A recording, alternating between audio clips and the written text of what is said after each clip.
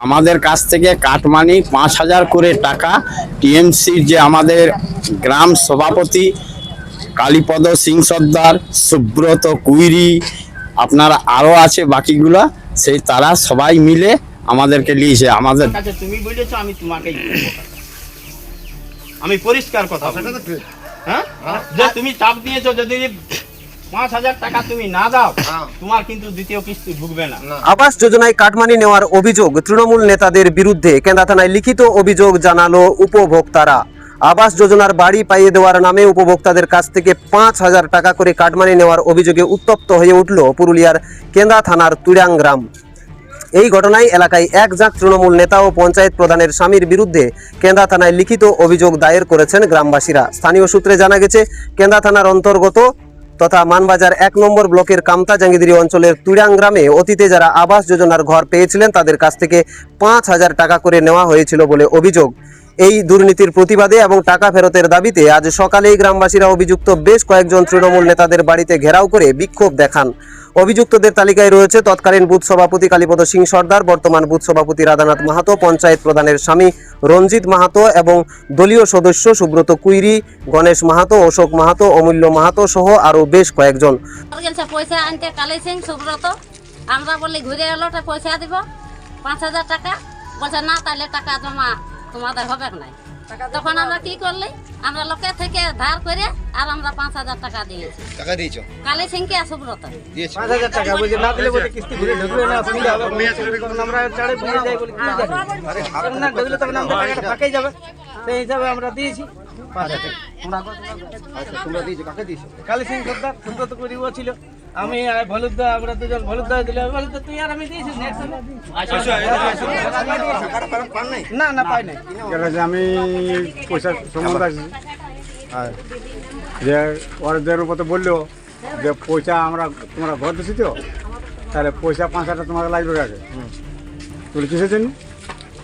বলছি তোমরা ইন্দিরা পাচ্ছ, তো বলে আগে টাকা দিব না পাওয়ার পরে টাকা দিব? না বলছি আগে দিলে তো ভালো হবে। টাকা নিয়েছিলাম কিন্তু ঘর পান পাইছি, ঘর পাইছেন? পাইছি, কিন্তু এক কিস্তি টাকা ঢুকেছে, দেওয়ার পরে পরে জন্য আইডি নাম্বার জন্য পরে লেখা করাবো। বলছে শুনো তুমি 5,000 টাকা নিয়ে আসো, তারপর তোমাকে আইডি নাম্বারটা দিব। যদিও এই তোলাবাজির অভিযোগ অস্বীকার করেছেন তৃণমূল নেতৃত্ব। অভিযুক্ত কালীপদ সিং সর্দার ও সুব্রত কুইরির দাবি, তারা জোর করে কারো কাছ থেকে টাকা নেননি, অনেকেই স্বেচ্ছায় ওই টাকা দিয়েছেন। সংগৃহীত অর্থ গ্রামেরই গরিব মানুষের বিয়ে বা শ্রাদ্ধানুষ্ঠানের মতো প্রয়োজনে সাহায্য হিসেবে দেওয়া হয়েছে। বাকি টাকা সমবায় ব্যাংকে জমা রয়েছে, যা গ্রামের উন্নয়নমূলক কাজেই খরচ করা হবে। তবে কাটমানি হিসেবে টাকা নেওয়া হয়নি, ওটা পার্টিতে ওনারা স্বেচ্ছায় যা দিয়েছে সেটা আমরা বুথ সভাপতির হাতে তুলে দিই, এবং সেই টাকা আমাদের উদয় কোঅপারেটিভ ব্যাংকের টাকা আছে, গ্রামের উন্নয়ন হোক বা পার্টির কাজে লাগুক, এবং সেই টাকা দিয়ে যে আমাদের গ্রামের মানুষের যে মরা বা বিয়ে বাড়ি, তাতে করে ওই টাকার থেকেও সহযোগিতা করা হয়তো গ্রামের সাধারণ ব্যক্তি, গরিব মানুষরাকে। ওনারা বলছে জোরপূর্বকভাবে টাকা চাইছে। না না, জোরপূর্বকভাবে আজকের কেস নয়, এটা 18 সাল থেকে ঘটনা, বুঝলেন? জোরপূর্বক কার কাছ থেকে টাকা নেওয়া হয়নি, জোরপূর্বক কেন নেবে?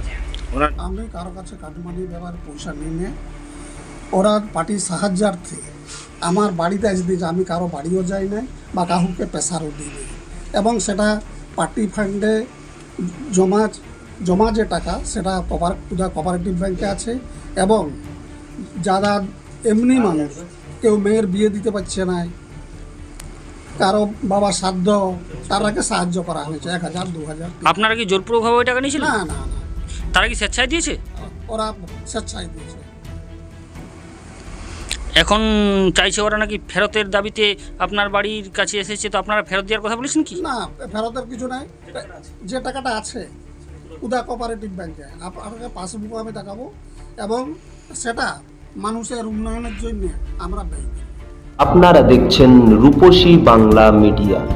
এখন একটা ছোট্ট বিরতি, ফিরে আসছি বিরতির পর। পুরুলিয়ায় পাত্রপাত্রী যোগাযোগের একমাত্র বিশ্বস্ত প্রতিষ্ঠান বিবাহ পরিচয়।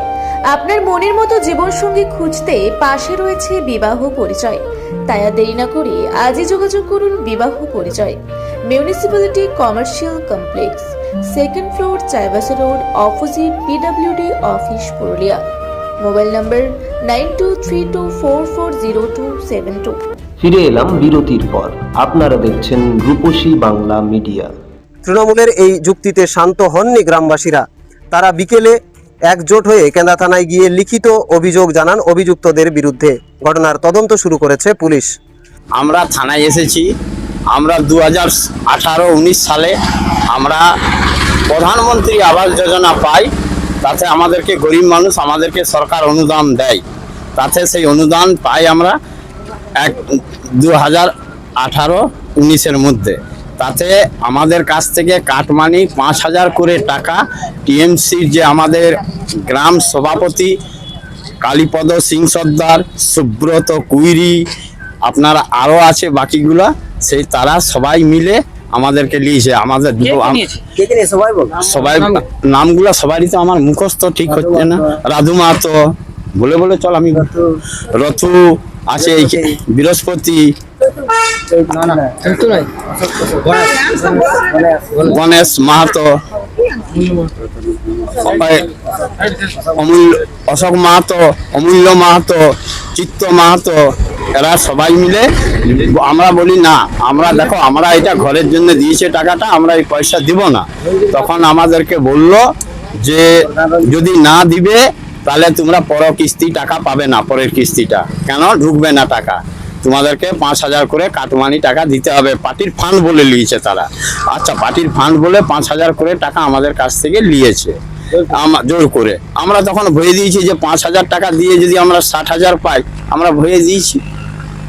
এখন আমরা সেই টাকা চাই। শুভেন্দুদা বলছেন যে টাকা ফেরত পাবে, কাটমানি টাকা ফেরত দেওয়া হবে। তাই আমরা থানায় এসে অভিযোগ জানিয়েছি। তাতে তার আজকে তার গিয়েছিলাম, গিয়ে তার সামনে তাকে বলা হয়েছে সভাপতিকে। তখন উনি আমাদেরকে বললেন, কালীপদ সিং সর্দার ছিলেন, সুব্রত কুইরি ছিলেন, তারা ওনার বাড়িতে যাই নাই, রাস্তাতে দাঁড়িয়েছিলাম। ওনারা আমাদেরকে ডেকে 4 জনকে ভিতরে নিয়ে গেছেন।